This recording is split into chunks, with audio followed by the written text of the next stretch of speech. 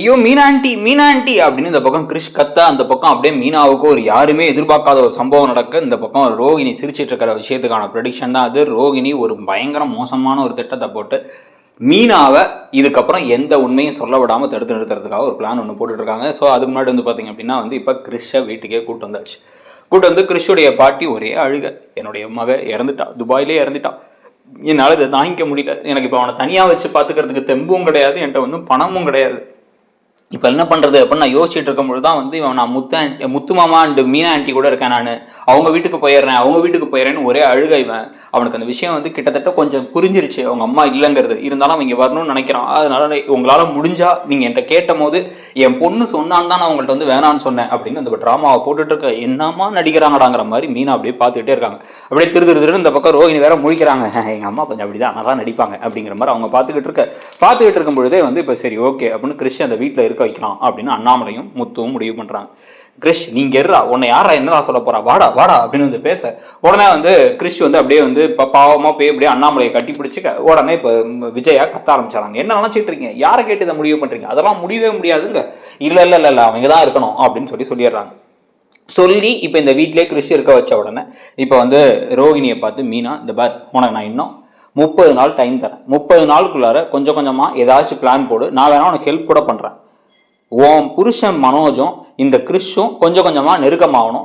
மனோஜுக்கு கிறிஷ் மேலே பாசம் வரணும். பாசம் வந்ததுக்கு அப்புறமா நீ மனோஜ் கிட்ட மட்டுமாச்சும் உண்மையை சொல்ற, சொன்னதுக்கு அப்புறமா என்ன நடக்குதுங்கிறத நம்ம பார்த்துக்கலாம். ஆனால் நீ சொல்லாம விட்டு நான் ஏன் புருஷன்ட்ட என்னால் ரொம்ப நாள் போய் சொல்லிட்டு இருக்க முடியாது, நான் எல்லாத்தையும் கண்டிப்பாக சொல்லிடுவேன் அப்படின்னு உடனே இப்போ வந்து ரொம்ப கலக்கமாயிடுச்சு ரோகிணிக்கு. இப்போதான் இந்த தினேஷ் பிஏ கால் பண்ண உடனே ஒரு மோசமான ஒரு திட்டத்தை போடுறாங்க.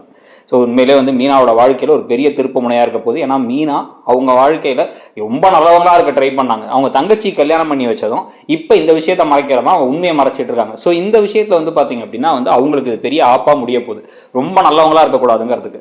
அந்த தினேஷ் பிஏ கால் பண்ணிட்டு வந்து, என்ன கல்யாணி பணம் கொடுப்பியா மாட்டியா, என்ன உன் பையனும் உன் வீட்டுக்கு வந்துட்டான் போல, இப்பதான் பார்த்தேன் உங்க அம்மா கொண்டு உன் பையனை விட்டுட்டு போனாங்க அப்படின்னா, டேய் இங்க தான் சுத்திக்கிட்டு இருக்கியா அப்படின்னா, அப்புறம் பணம் தரேன்னு சொன்னல, வீட்டு வாசல்லையே தான் வெயிட் பண்ணிட்டு இருக்கேன், எப்ப பணத்தை கொடுப்பேன்னு சொல்லு, வந்து அதை வாங்கிட்டு போயிடுறேன், எனக்கு ரொம்ப நிறைய வேலை இருக்கு, அலைய விடாத, ரொம்ப செலவாயிடுச்சு, ஏற்கனவே இப்படி ஆள் வச்சு அடிச்ச, நான் கடைசியில் உயிருக்கு போராடிக்கிட்டு இருந்தேன், இப்போ எனக்கு பணம் திருப்பி தேவைப்படுது, அந்த சிட்டியை வேற ஏதோ ஜெயிலில் போட்டாங்க அது இதுன்னு ஏதோ சொல்லிட்டு இருந்தாங்க, எல்லாம் ஒன்னாலதான் போல, அவனும் அப்படியே அடங்கி போய் உட்காந்துருக்கான் அப்படின்னு சொல்ல திரு முழிச்ச ரோகிணி, உனக்கு இப்போ என்ன வேணும், எவ்வளோ பணம் வேணும் அப்படின்னு கேட்குறாங்க. கேட்ட உடனே வந்து எவ்வளோ கொடுப்ப, என்ன எப்பயும் போல வந்துட்டு என்ன ஒரு 2 லட்சம் கேட்டால் கொடுத்துட போறியா, அதுக்கு ஏதோ வாய பொழப்ப, 50,000 கொடு போதும் அப்படின்னு உடனே நான் உனக்கு ஒரு 2.5 லட்சமா தரேன் அப்படிங்கிறாங்க. சின்னது 2 லட்சமா, கல்யாணி இரு 1 நிமிஷம் கனவான்னு பார்த்துக்கிறேன், அதான் மழை இவ்வளோ பெய்யுதா அப்படிங்கிறது பேச, இந்த பார் நான் உனக்கு 2.5 லட்சம் தரேன், ஆனால் நீ எனக்கு ஒரு காரியத்தை செய்யணும், அதை செஞ்சு முடிச்சனா உனக்கு உடனடியாக நான் அமௌண்ட்டை கொடுத்துட்றேன் அப்படின்னு ஒன்று. என்ன காரியம், என்ன செய்யணும், நான் என்ன நீ பேசுறதே வில்லங்கமா இருக்கே அப்படின்னா, ஆமாம் அப்படிதான், நான் இப்போ என்ன பண்ணுவேன், மீனாவை ஒரு இடத்துக்கு நான் வர சொல்வேன், நான் ஒரு இடத்துல வெயிட் பண்ணுவேன், நீ என்ன பண்ணுற, ஹெல்மெட்டை போட்டு ஒரு பைக்கில் 2 போயிட்டு மீனா வந்துக்கிட்டே இருக்கும் பொழுது வழியில் அவரை வந்து இடிச்சு தள்ளி அவள் கீழே விழுந்து அவளுக்கு எதாவது ஆகணும், சின்னதாக இல்லை பெருசாக ஏதாச்சும் ஆகணும், ஆனதுக்கப்புறமா அதுக்கப்புறம் உனக்கு வந்து 2 லட்ச ரூபாய் அக்கௌண்ட்டை நான் கொடுத்துட்றேன் அப்படின்னா, டேய் என்ன பார்த்தா அடியாள் மாதிரி தெரியுதா அப்படின்னா, இந்த பாரு என்னால் நீ பண்ணனா பணத்தை கொடுக்க முடியும், இல்லைனா வந்து எப்படி இருந்தாலும் மீனாவுக்கு உண்மை தெரிஞ்சிருச்சு, அவளே எங்கள் வீட்டில் சொல்லிடுவா, வீட்டில் சொல்லிட்டா அப்படின்னா வந்து அதுக்கப்புறம் நீ என்கிட்ட பிளாக்மெயில் பண்ணாலும் பிரோஜனம் இல்லை, அவனுக்கு பணம் தர வேண்டிய அவசியம் இல்லை, நீ என்ன அவள் வந்து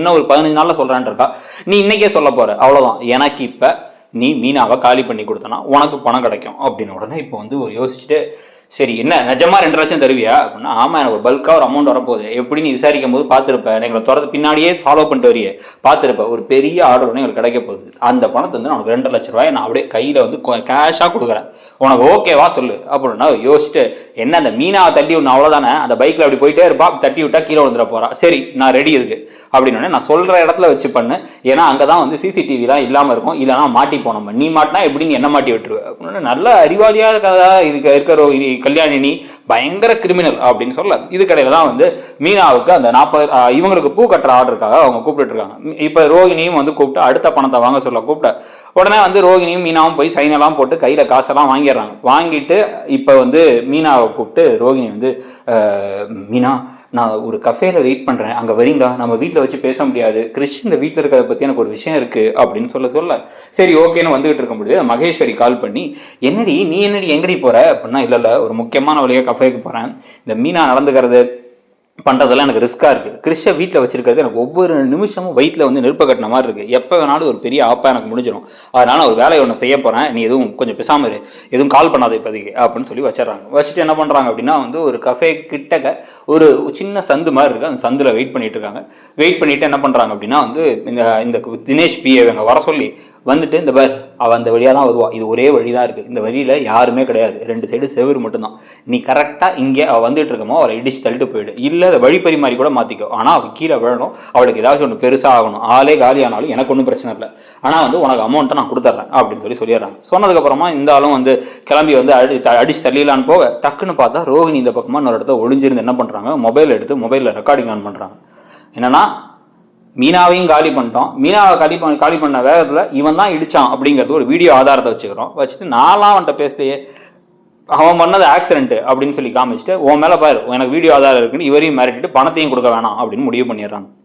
முடிவு பண்ணி பிளான் பண்ணி அங்கே நின்றுட்டு இருக்க. அதே மாதிரி வந்து பார்த்தீங்க அப்படின்னா வந்து சர்ன்னு இப்போ வந்து மீனா வந்து வேகமாக ஒரு மாதிரி கடுப்போட வந்துட்டு இருக்காங்க.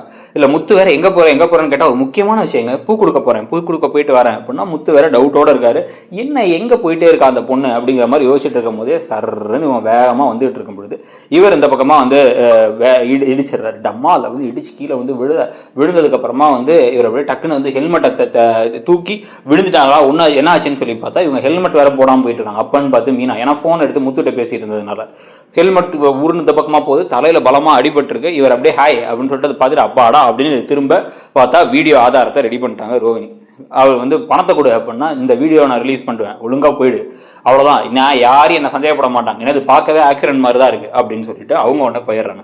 இவர் ஐயோ நான் தினேஷ் பிஏ தலையில் கை வச்சுக்கிட்டு இருக்க. இப்போ மீனாவை யாரோ ஒருத்தங்க அந்த வழியில் வந்து அவங்க பார்த்து கொண்டு போய் ஹாஸ்பிட்டலில் சேர்த்தா மீனாவுக்கு கோமா அப்படின்னு மாதிரி ஒரு விஷயத்த டாக்டர் சொல்ல முத்து தேம்பி அழ இவ்வளோ பெரிய ஒரு மோசமான விஷயத்த செஞ்சுட்டு கொஞ்சம் கூட வந்து ஒரு குற்ற உணர்ச்சியே இல்லாமல் மீனாவை சைலண்ட் ஆக்கணும்னு நினச்சேன், ஆக்கிட்டேன் அப்படிங்கிறத மகேஸ்வரிகிட்ட சொல்லும்போது மகேஸ்வரியே பயப்பட போகிறாங்க.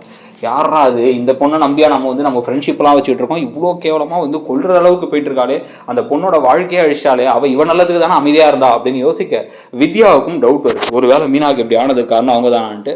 எல்லா பக்கமும் பலதரப்பான விஷயங்கள் நடந்துகிட்டு இருக்க. இப்போ டக்குன்னு டாக்டர்ஸ் வந்து அவங்க கண் திறந்தாலும் மீனாவுக்கு நினைவு தப்பிடும், அவங்களுக்கு மறதி இருக்கும், என்ன நடந்துச்சுன்னா ஞாபகத்தில் இருக்காது, உங்களே கூட அவங்க யாருன்னு கேட்கறதுக்கான வாய்ப்பு இருக்குது, அவங்க ஒரு குழந்தை மாதிரி தான் அப்படின்னு சொல்லும் பொழுது இன்னும் முத்து தேம்பி அழுதுகிட்டு இருக்க.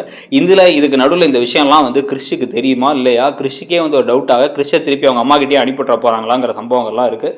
ஸோ இதெல்லாம் பற்றி நீங்கள் என்ன நினைக்கிறீங்க? இந்த கதையில் வந்து மீனா யாரை நம்பணும் அப்படின்னு இருக்கு. நம்ம வந்து இவ்வளோ மோசமான ஒரு ஆளை நம்பி அவங்க ஒரு நல்லது பண்ணுவாங்கன்னு நினச்சி அவங்க கண்ணு முன்னாடி இவ்வளோ பொய் சொல்லும்பொழுது அவங்களுக்காக சப்போர்ட் பண்ணிட்டு இருந்து கடைசியில் அவங்களோட வாழ்க்கைக்கே ஒரு பெரிய ஆப்பா வந்து முடிய போதா? அப்படி அவ்வளோ பெரிய விஷயம் நடக்காட்டியும் வீட்டில் அவமானப்படுத்துறாங்க, சமைக்க சொல்கிறாங்க, கிறிஷையும் கூட்டு வந்து கிறிஷையும் பார்த்துக்க சொல்கிறாங்க, எல்லாத்தையும் வேலையை செஞ்சுக்கிட்டு சுயமரியாதை இல்லாமல் வந்து மீனா சுத்துறதை பற்றியும் நீங்கள் என்ன நினைக்கிறீங்க அப்படிங்கிறத சொல்லிட்டு மறக்காம இடம் ஒரு சேனலையும் சப்ஸ்கிரைப் பண்ணிக்கோங்க.